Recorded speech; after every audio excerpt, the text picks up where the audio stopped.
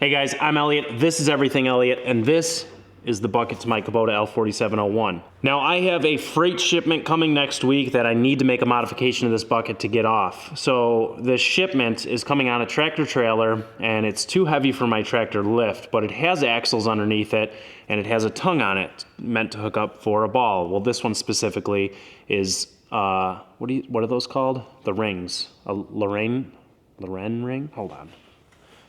A lunette ring, and my heater just kicked on. So I was close. I don't remember what I said. Lorraine ring? A lunette ring. So I have to drive my tractor up onto the trailer on ramps and hook up to it. I do have a trailer mover that I could just put my pintle hitch into, but what I'm afraid of is you've got the trailer here, the ramps here. I'm afraid that when my tractor gets so far down the ramps, I'm gonna run out of lift, and then the bottom of this item that I'm getting will just get caught on the trailer. If I can pick it up with the bucket, I'll be able to lift that bucket way high up in the air as my tractor goes down the ramps, and it shouldn't be an issue. So I went to everybody's favorite hardware store, and I picked up a trailer receiver. We're gonna mount this trailer receiver right in the center of my bucket. I think it'll be handy for more than just this job. When I don't have the trailer mover on my tractor, I can just put the receiver right in here. I think this will be handy. So before we jump into this, I just want to address something. If you guys seen one of my previous videos, I was power washing the bed liner out of my truck because the dealership did a bad job. Well, I ended up dropping that truck back off at the dealership. It's 5 years later, so I got that bed liner put in 5 years ago. And the dealership spent the time, took the old bed liner out and resprayed a new one. So check this out.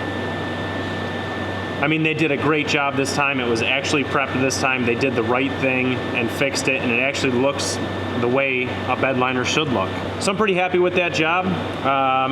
Yeah, I just figured I'd keep you guys up to date. Well, I'm gonna quit talking and we'll get this thing mounted. So let's find dead center first. Distance is about 45.5, so 45.5 divided by 2 is, so 22 3/4 is dead center. So we need 1 1/4-ish on each side of that.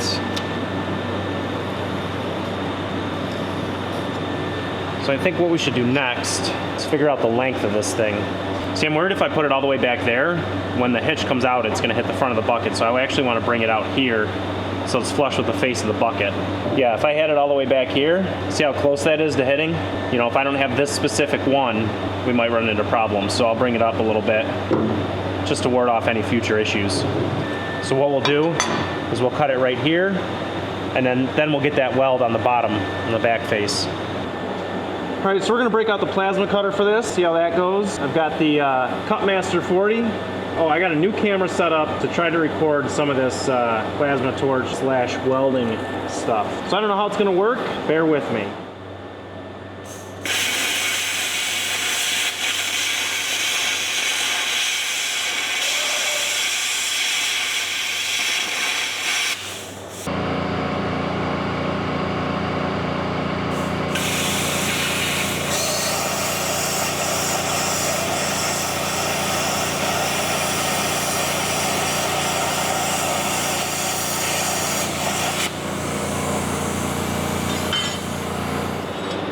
Well, hopefully that plasma camera worked out. I won't know until I edit it.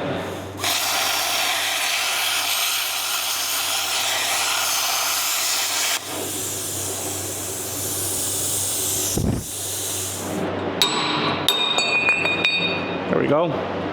So now that we got this cut, I want you guys to take a guess what I'm getting delivered. Leave a comment down below what you think it is, and I don't know, if somebody's right, I'll send you a sticker pack or something, t-shirt maybe, who knows. But leave a comment down below. If you're right, I'll send you something.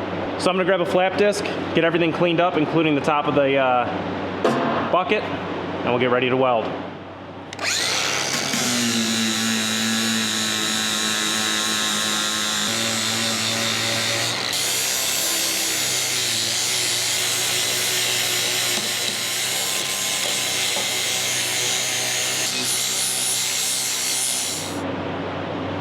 I do believe that will work. All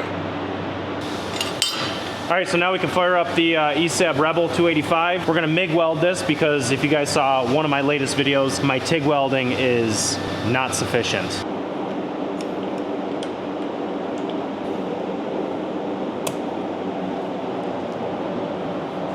Oh. Yeah, we gotta plug it in first. No wonder why it didn't work.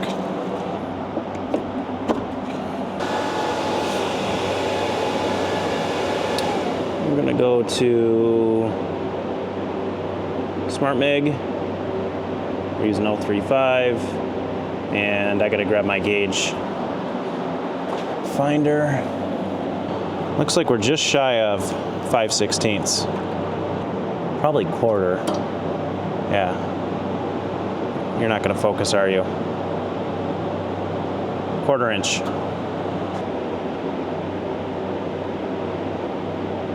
We're gonna burn it hot because the base material that we're going into is 3/8. All right, welder's on. Where's my other glove? Hopefully we get a good ground connection between the table and the bucket. Yep, we got a good ground.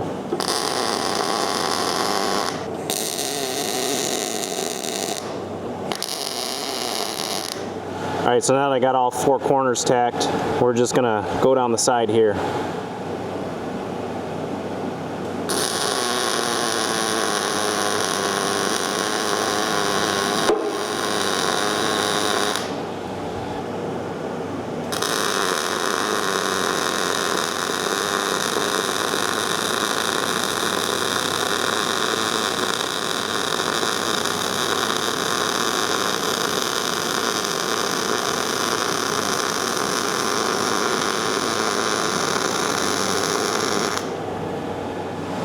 That'll work. I hope this camera setup that I'm using over here, I got a filter on it and I got the exposure all the way down or up. I don't know which one it means, but I hope it catches some of the weld.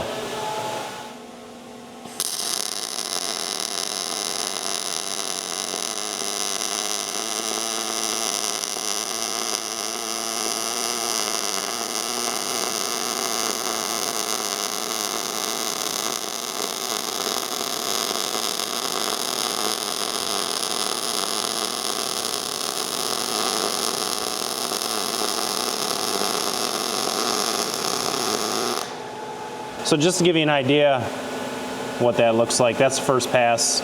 We're gonna clean that up and then we'll hit it with a second pass. Nice fat weld on it. Let's get the backside here done.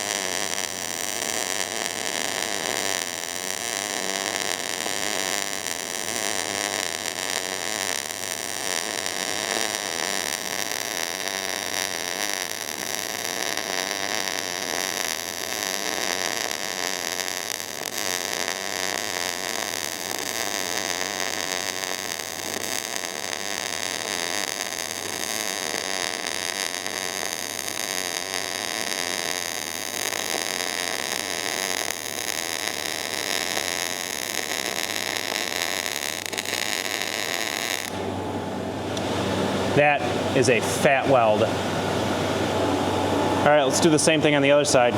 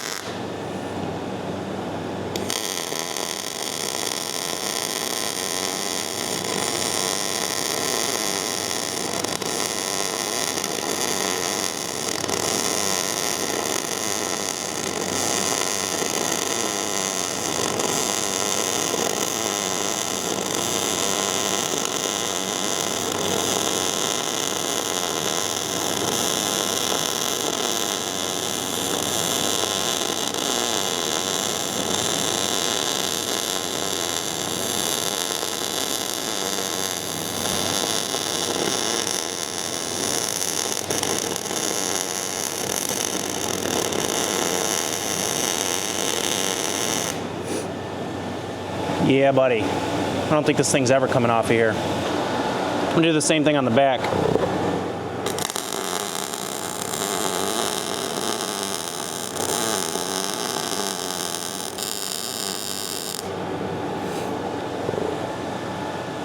Yeah, I don't think it's coming off of there. So this welder for sure makes me a better welder than I actually am, and it's quite impressive, to be honest with you. But let me give you a view of what the welds turned out like. I was a little concerned of it popping off, but after seeing these, I don't think it's going anywhere. So there's the side there, going around the back, and up the other side. Yeah, that's plenty of weld there, that's for sure. I don't think that's popping off anytime soon.